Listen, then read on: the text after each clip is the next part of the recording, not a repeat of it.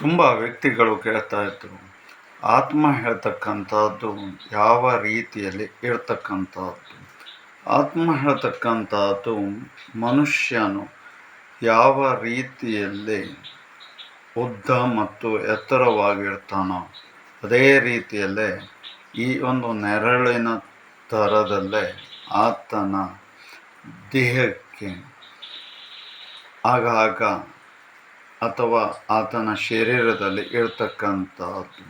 ನಾವು ನಿದ್ರಾವಸ್ಥೆ ಇತ್ಯಾದಿಯಲ್ಲಿ ಅದು ಮೇಲ್ಭಾಗಕ್ಕೆ ಬರ್ತಕ್ಕಂಥದ್ದು, ಆನಂತರದಲ್ಲೇ ಆತನ ದೇಹವನ್ನೇ ಸೇರ್ಕೊಳ್ತಕ್ಕಂಥದ್ದು. ಮತ್ತು ಅಷ್ಟೇ ಅಲ್ಲದೆ ಒಂದು ರೀತಿಯಾದಂತಹ ಫೆವಿಕ್ವಿಕ್ ಹಿಡಿದುಕೊಂಡ್ರೆ ಯಾವ ರೀತಿಯಲ್ಲಿ ಇರ್ತದೋ ಅದೇ ಥರದಲ್ಲೇ ಮನುಷ್ಯನ ಆತ್ಮಕ್ಕೂ ಕೂಡ ಅದು ಸೇರಿ ಇರ್ತಕ್ಕಂಥದ್ದು.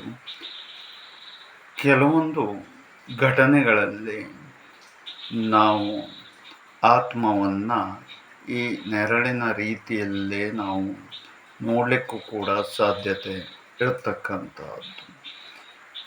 ತುಂಬ ಜನರಲ್ಲಿ ಮರಣ ಮತ್ತು ಆತನ ಜೀವನ ಹೇಳ್ತಕ್ಕಂಥದ್ರ ಬಗ್ಗೆ ಪ್ರಶ್ನೆಗಳು ಮೂಡ್ತದೆ.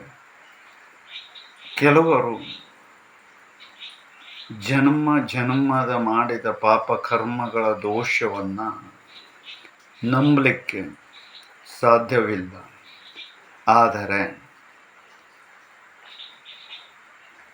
ಕೆಲವು ವ್ಯಕ್ತಿಗಳಲ್ಲಿ ಹಿಂದೆ ಮಾಡಿರ್ತಕ್ಕಂತಹ ಅವರ ಪೂರ್ವಜನ್ಮದಲ್ಲಿ ಮಾಡಿರ್ತಕ್ಕಂಥದ್ದು ಸಂಪೂರ್ಣವಾಗಿ ನಶಿಸಿರುವುದಿಲ್ಲ. ಅಂತಹ ವ್ಯಕ್ತಿಗಳಲ್ಲಿ ಯಾವುದೋ ಒಂದು ಪ್ರದೇಶಕ್ಕೆ ಭೇಟಿಯನ್ನು ಕೊಡ್ತಾರೆ.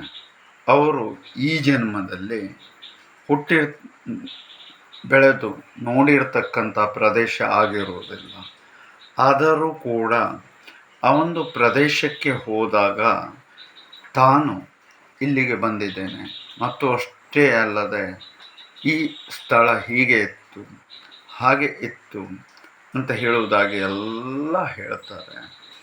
ಆದರೆ ಅದು ಸರಿಯೋ ತಪ್ಪೋ ಅಂತ ಹೇಳುವುದಾಗಿ ನಾವು ವಿಮರ್ಶೆಗಳನ್ನು ಮಾಡಿದಾಗ ಅಲ್ಲಿ ಬಾಳಿ ಬದುಕಿರ್ತಕ್ಕಂತಹ ವ್ಯಕ್ತಿಗಳನ್ನು ಕೇಳಿದಾಗ ಆ ವ್ಯಕ್ತಿಗಳು ಹೌದು, ಇದು 100ಕ್ಕೆ 100ರಷ್ಟು ಸತ್ಯವಾಗಿ ಇರತಕ್ಕಂಥದ್ದು, ಈ ಪ್ರದೇಶದಲ್ಲಿ ಇದೇ ಥರ ಇತ್ತು ಅಂತ ಹೇಳುವುದಾಗಿ ಹೇಳ್ತಾರೆ. ಅದು ತುಂಬ ಜನರಲ್ಲಿ ಆ ರೀತಿಯಾದಂತಹ ಸಮಸ್ಯೆ ಇರ್ತಕ್ಕಂಥದ್ದು, ಕಾಡ್ತಕ್ಕಂಥದ್ದು. ಅದಕ್ಕೆ ಕಾರಣ ಅಂತ ಹೇಳಿದರೆ ಅವರು ಹಿಂದಿನ ಜನ್ಮದಲ್ಲಿ ಆ ಒಂದು ಪ್ರದೇಶದಲ್ಲಿ ಓಡಾಡಿದ್ದರು ಮತ್ತು ಅಷ್ಟೇ ಅಲ್ಲದೆ ಆ ಪರಿಸರದಲ್ಲಿ ಇದ್ದರು, ಆ ಪರಿಸರವನ್ನು ತುಂಬ ಬಲ್ಲವರಾಗಿದ್ದರು ಅಂತ ಹೇಳುವುದು ಸ್ಪಷ್ಟ. ಅಷ್ಟೇ ಅಲ್ಲದೆ ತುಂಬ ವ್ಯಕ್ತಿಗಳಲ್ಲಿ ಈ ಥರದ ಪವರು ಇರ್ತಕ್ಕಂಥದ್ದನ್ನು ನಾವು ಕಾಣಬಹುದು.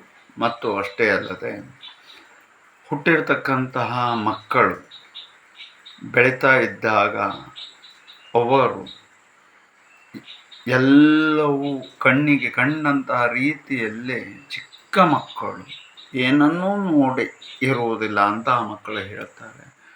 ನಾವು ಒಂದು ರೀತಿಯಾದಂತಹ ಆಶ್ಚರ್ಯವನ್ನು ಪಡ್ತೇವೆ. ಆದರೆ ಅವರು ಆ ರೀತಿಯಾದಂತಹ ಮಾತನ್ನು ಆಡುವಾಗ ಅವರ ಮೆದುಳಿನಲ್ಲಿ ಅವರ ಹಿಂದಿನ ಜನ್ಮದ ಶಕ್ತಿ ಅನುಸಾರವಾಗಿ ಕಲಿತಂತಹ ವಿದ್ಯೆ ಎಂದಿಗೂ ಮರೆಯುವುದಿಲ್ಲ ಅಂತ ಹೇಳ್ತವೆ. ಆ ರೀತಿಯಾದಂತಹ ವಿದ್ಯೆ ಅವರಲ್ಲಿ ಇದ್ದುದರಿಂದಾಗಿ ಅವರು ಆ ರೀತಿಯಾದಂತಹ ವ್ಯಾಖ್ಯಾನವನ್ನು ಕೊಡಲಿಕ್ಕೆ ಸಾಧ್ಯತೆ ಉಂಟಾಗ್ತದೆ. ಹಾಗಾಗಿ ಎಷ್ಟು ಜನ ಈ ವಿಚಾರವನ್ನು ನಂಬ್ತಾರೋ ಬಿಡ್ತಾರೋ ಗೊತ್ತಿಲ್ಲ. ಆದರೆ ವಸ್ತುಸ್ಥಿತಿಯಾಗಿ ಅದು ಸರಿ ಇದೆ. ಹಾಗಾಗಿ ತಿಳಿದವರು ಹೇಳಿದರು, ಪುನರಪಿ ಜನನಂ ಪುನರಪಿ ಮರಣಂ ಅಂತ ಹೇಳುವುದಾಗಿ. ಹುಟ್ಟಿದ ಮನುಷ್ಯರು ಸಾಯಲೇಬೇಕು. ಸತ್ತಂತಹ ವ್ಯಕ್ತಿಗಳು ಮಣ್ಣಾಗ್ತಾರೆ. ಆತ್ಮ ಹೇಳ್ತಕ್ಕಂಥದ್ದು ಇನ್ನೊಂದು ಕಡೆಯಲ್ಲಿ ಹೋಗಿ ವ್ಯಕ್ತಿಯಾಗಿ ರೂಪಿತವನ್ನು ಕೊಳ್ತಕ್ಕಂಥದ್ದು.